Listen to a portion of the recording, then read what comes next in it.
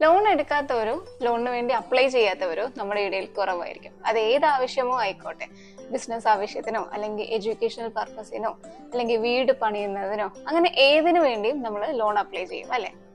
പക്ഷെ ഒരു ലോൺ പാസ്സായി കിട്ടുവാനുള്ള ബുദ്ധിമുട്ട് എന്താണെന്ന് നമുക്ക് എല്ലാവർക്കും അറിയാം. ലോണിനുള്ള അപേക്ഷ വാങ്ങുന്നത് വരെ ബാങ്കിൽ നിന്നും വളരെ ഹൃദ്യമായ സ്വീകരണമായിരിക്കും ലഭിക്കുന്നത്.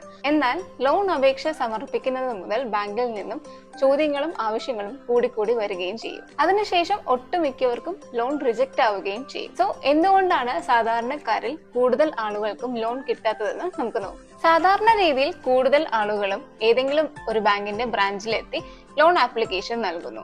തുടർന്ന് ബാങ്ക് ആവശ്യപ്പെടുന്ന ഓരോ ഡോക്യുമെന്റ്സും സംഘടിപ്പിക്കുന്നതിനായി സമയം ചെലവാകുകയും ചെയ്യുന്നു.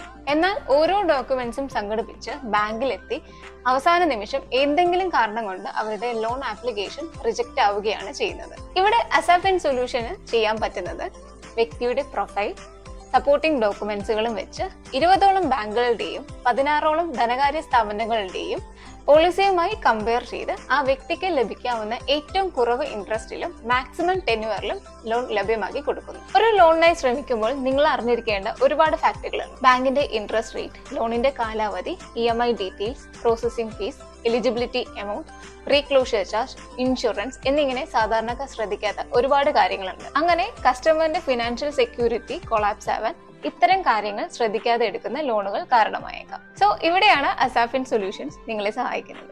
Personal loan, business loan, new car loan, used car loan, loan against property, home loan, credit cards, investment, insurance തുടങ്ങിയ സേവനങ്ങൾ നമുക്ക് ലഭ്യമാണ്. അതുകൂടാതെ ഈ സേവനങ്ങൾക്കൊന്നും കസ്റ്റമറിന്റെ കയ്യിൽ നിന്ന് പ്രോസസിംഗ് ഫീസോ ഹിഡൻ ചാർജസോ ഒന്നും തന്നെ ഞങ്ങൾ ഈടാക്കുന്നതല്ല.